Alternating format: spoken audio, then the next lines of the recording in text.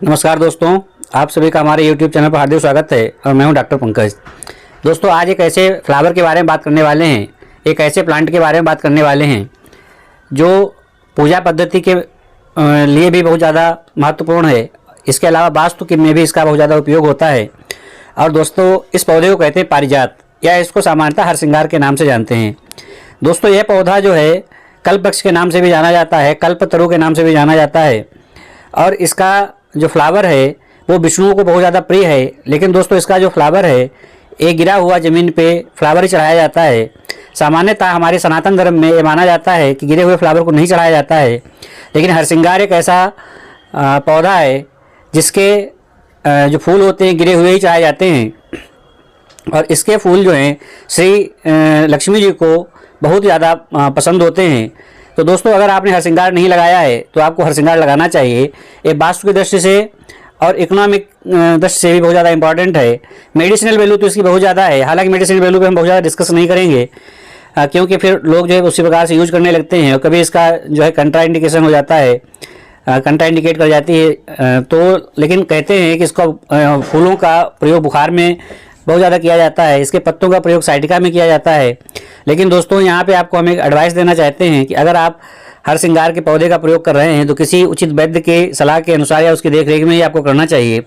फिलहाल दोस्तों, हम आपको बता रहे हैं कि हरसिंगार में ज़्यादा से ज़्यादा फ्लावर कैसे ले सकते हैं, और एक एक्सपीरियंस हमारा इसके साथ रहा है कि इसकी कटिंग किस प्रकार से लगाएं जो इसकी कटिंग जो है बहुत अच्छे से ग्रो हो जाए। तो दोस्तों, जैसा कि अभी आप देख ही रहे हैं कि अभी जल्दी ठंड खत्म हुई है, तो ये पौधा जो है इसकी पत्तियां आप देख रहे होंगे किनारे पे इसकी पत्तियां पीली पड़ रही हैं। अभी ये पौधा डॉर्मेंट में था, और यही पौधा क्या जितने भी पौधे थे वो सारे पौधे डॉर्मेंट में ही थे, डॉर्मेंसी में थे, सुप्तावस्था में थे। अब मौसम ठीक हुआ है, थोड़ी गर्मी बढ़ी है, तो अब पौधे जो हैं इन्होंने अपनी डॉर्मेंसी ब्रेक की है। दोस्तों, यही सबसे बेहतर टाइम होता है कि अगर आप पौधों में ज़्यादा ब्लूम चाहते हैं तो इसकी एक तो आपको रिपोर्टिंग करनी है और सॉफ्ट प्रूनिंग करनी है। दोस्तों, फरवरी में पौधे की सॉफ्ट प्रूनिंग करनी चाहिए और बरसात में पौधे की हार्ड प्रूनिंग करनी चाहिए। थोड़ा इस बात को आप ध्यान रखना है। दोस्तों, यहाँ पे देखिए हम सॉफ्ट प्रूनिंग करे दे रहे हैं। इससे होगा कि नए नए ब्रांचेज निकलेंगी, अधिकतर पत्तियाँ इसकी हम हटा दे रहे हैं। तो इस प्रकार से आप पौधे की सॉफ्ट प्रूनिंग कर दें। दोस्तों, हरसिंगार जो पौधा होता है इसके लिए पॉट सिलेक्शन भी बहुत ज़्यादा अहम होता है। तो हमने हालांकि इसको मीडियम पॉट में लगा रखा है, लेकिन अगर आप बिगिनर हैं तो फिर आप इसके लिए बड़ा पॉट कम से कम जो है 12 से 14 इंच का पॉट लें और कोशिश करें कि ये पॉट मिट्टी का होना चाहिए। दोस्तों, हम बार बार कहते हैं कि प्लास्टिक के पॉट में पौधे को नहीं लगाना चाहिए, क्योंकि प्लास्टिक के पॉट में या तो फिर आप सारी बातें समझते हैं तब तो आप लगा सकते हैं। जैसे हम जो है पौधे किसी भी पॉट में लगा देते हैं, इवन हम तो पन्नियों में भी लगा देते हैं और हमारे पास पौधे चल जाते हैं। लेकिन हमारे कई दोस्त हमसे कहते हैं कि हमने प्लास्टिक के पॉट में पौधा लगाया था और पौधा सही से चल नहीं पाया। तो दोस्तों, ऐसे मित्रों को हम बताना चाहते हैं कि उनके लिए मिट्टी का पॉट सिलेक्शन सबसे ज़्यादा बेहतर होता है। उससे फिर आपको निराशा नहीं होगी, आपको पौधा अच्छी तरीके से चल जाएगा।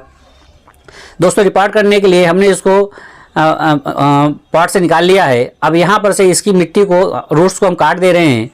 दोस्तों, जो गमले में पौधे होते हैं इनकी सबसे पहले आपको टैप रूट काटनी चाहिए। टैप रूट बिल्कुल बीचों बीच में होती है, और साइड में जो एडवेंटिशियस रूट्स होती हैं इनको भी आपको ट्रिम करना है। कहने का मतलब ये है कि फरवरी में आपको सूट भी ट्रिम करनी है और रूट भी ट्रिम करनी है। रूट बाउंड जब हो जाती है, रूट बाउंड से मतलब ये होता है कि इतनी जड़ें जब बढ़ जाती हैं जो मिट्टी के बाहर की तरफ आ जाती हैं, मिट्टी अंदर की तरफ होती है और सारे पोषक तत्व जो होते हैं पौधे अवशोषित कर चुका होता है, तब पौधे को आवश्यकता पड़ती है कि इसकी रिपोर्टिंग कर देनी चाहिए। तो दोस्तों, ये फरवरी का जो टाइम है ये रिपोर्टिंग करने के लिए बहुत बेहतर टाइम है। और कटिंग अगर आप डालना चाहें, चाहे बोगनविलिया हो, चाहे हरसिंगार हो, किसी पौधे की अगर आप कटिंग डालना चाहें तो इसी सीजन में आप जो है कटिंग डालें, आपकी कटिंग अच्छे से चल जाएगी। शर्त ये है क्योंकि इस समय एकदम से दोपहर में धूप ज़्यादा हो जाती है, तो आपको कोई ग्रीन नेट वगैरह या इसी जगह छाँव सेलेक्ट कर लें जहाँ पे डायरेक्ट सनलाइट ना आती हो।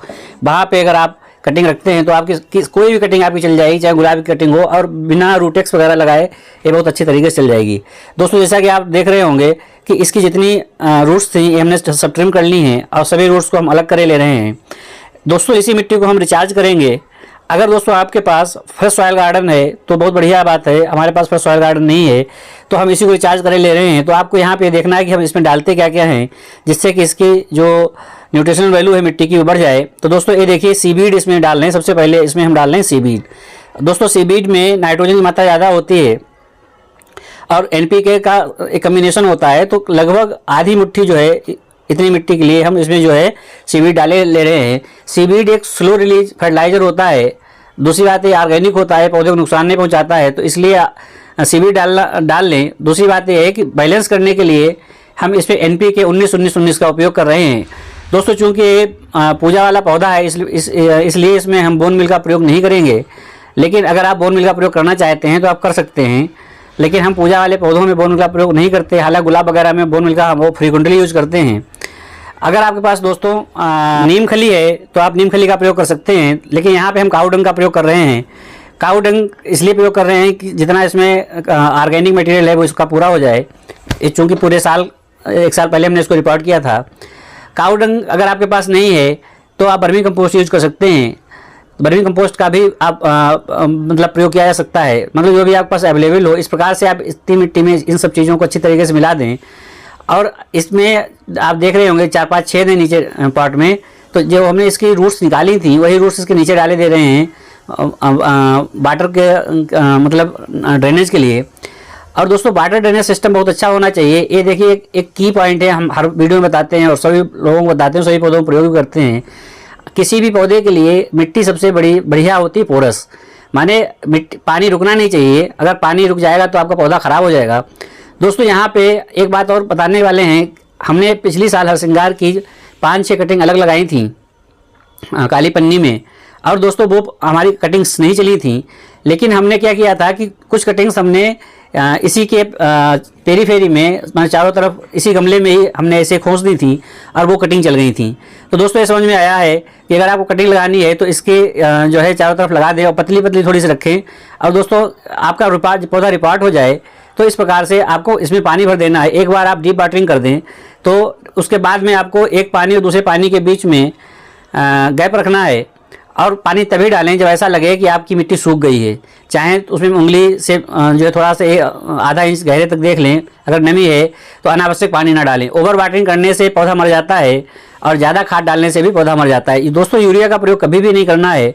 DAP का प्रयोग आप कर सकते हैं महीने में एक बार, और NP का प्रयोग भी कर सकते हैं महीने में एक बार। माने अल्टरनेट क्रम में आप इस प्रकार यूज कर सकते हैं कि पहले NPK डाल दें, उसके 15 दिन बाद आप DAP डाल दें। तो दोस्तों उम्मीद करते हैं कि आपको हमारी ये जानकारी पसंद आई होगी। अगर आप हमारे चैनल पर नए हैं और अभी तक आपने हमारे चैनल सब्सक्राइब नहीं किया तो कृपया हमारे चैनल को लाइक करें, शेयर करें, सब्सक्राइब करें। दोस्तों पौधों के संबंध में अगर आपको किसी प्रकार की कोई दिक्कत होती है या कोई प्रॉब्लम आती है, आपका पौधा चल नहीं पा रहा है या आपके पौधे में बड ड्रॉप हो रही है, फ्लावर ब्लूम नहीं कर रहा है, तो किसी प्रकार की अगर आपको दिक्कत आती है तो कृपया हमसे आप पूछ सकते हैं और हम अपने प्रत्येक व्यूअर का निश्चित रूप से रिप्लाई करते हैं। तो दोस्तों आज के लिए बस इतना ही। मिलते हैं किसी नए वीडियो में। आप सभी लोगों का दिन शुभ और मंगलमय हो। जय हिंद, वंदे मातरम, नमस्कार।